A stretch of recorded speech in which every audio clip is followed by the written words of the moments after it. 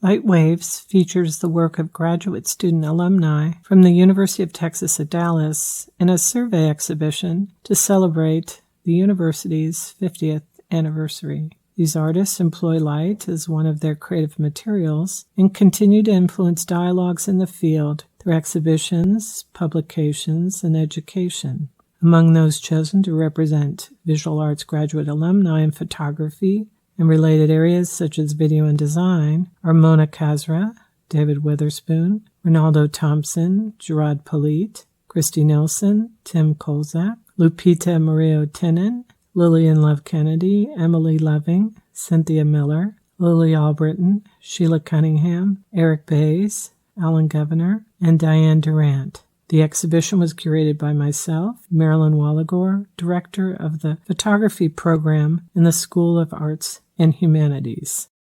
Lilly Albritton has been documenting Virgen de Guadalupe ceremonies for over a decade in cities throughout the Southwest, as well as in Mexico.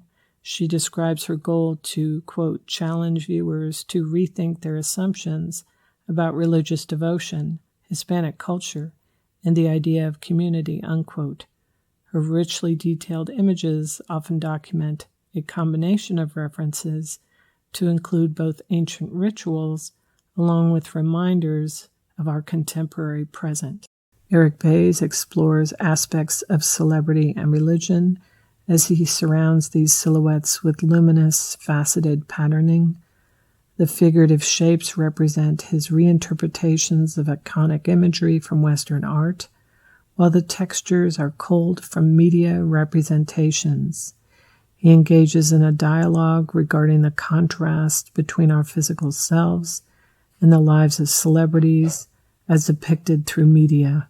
Sheila Cunningham often adopts architectural forms, repeating, flipping, and rotating these elements to create complex patterns that transform our perception of space.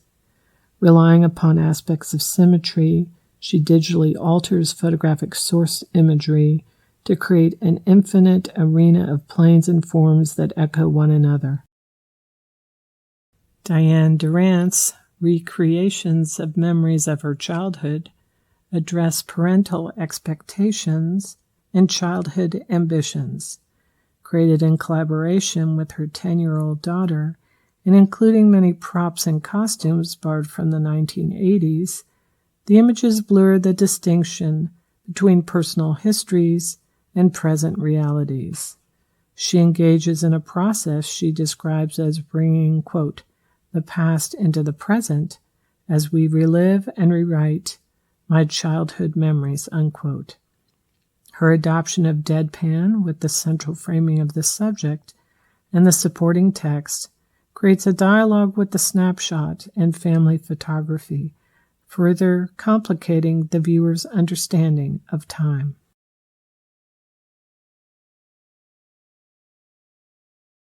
Alan Govenar documents both individuals who endure homelessness and those who provide support.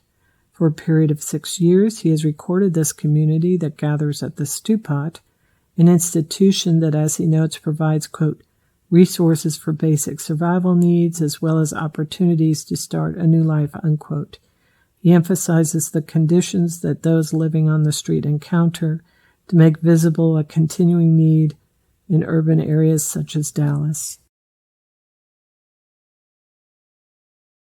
Mona Kasra collaborates with performers, sound and costume designers, and composers to realize the virtual reality environment lost in a forgotten place, which she describes as, quote, a post-apocalyptic nightmare about strange encounters at a deserted block, unquote.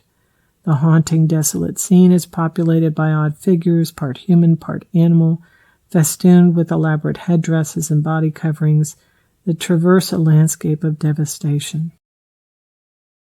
Lillian Love Kennedy creates a constellation with her installation comprised of illuminated lamps surrounded by crystals. She includes Polaroid photographs of herself posing with crystals in events staged for the camera to reference Marcel Duchamp's infamous urinal. Tim Kolczak presents images from the Veterans Project, documenting veterans from World War II to the present and the re-entry to civilian life. He describes his aim as, quote, to show each participating veteran as they truly are, as a unique person whose decision to serve places them in a special category of American volunteers.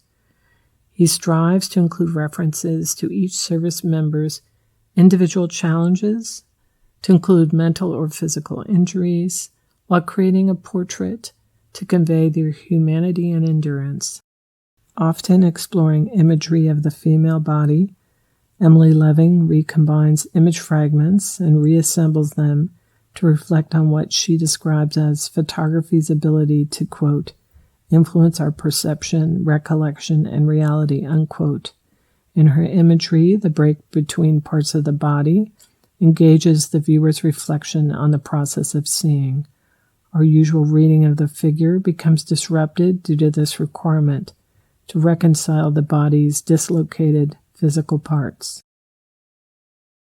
Cynthia Miller documents food preparation in the kitchen, elevating activities in the domestic sphere to comment on the role of the mother.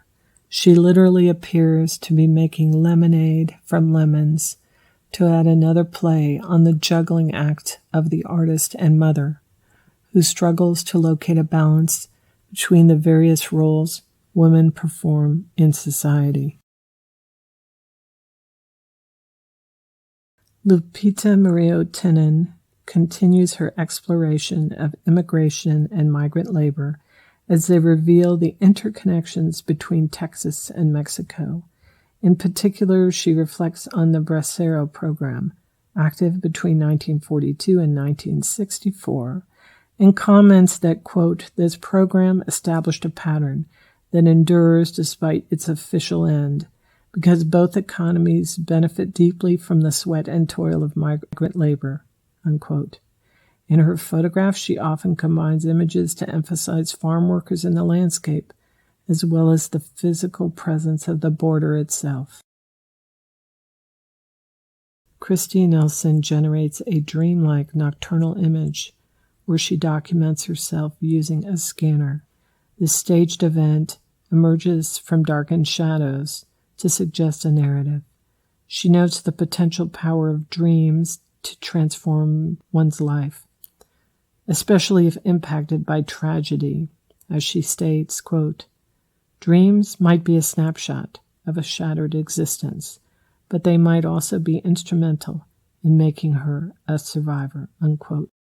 Giraud Polite explores landscape by acknowledging its physical transformation by humankind, rather than attempting to locate a fragment of the environment that appears to be pristine or devoid of human presence. He documents a scene that reveals what has become increasingly a more realistic view of our environment. Reynaldo Thompson's self-portrait, designed to be printed close to life size, presents an image of himself before a mirror, posed with his dog, Rumi. He adopts the selfie as a method to comment on the relationship between images and our attempts at self-definition. However, the extensive use of blur renders the subject indistinct, so that it functions more like a memory than an attempt to fix identity. David Witherspoon describes his project. The works examine the industrial complex that society has transformed into and embraced, unquote. From the Package series, he reflects on aspects of American consumption through his time-lapse videos of a decaying animal head decorated in red, white, and blue. He also alludes to violence in his sculptural translation into wood of a damaged metal bullet, stamped with the word wound.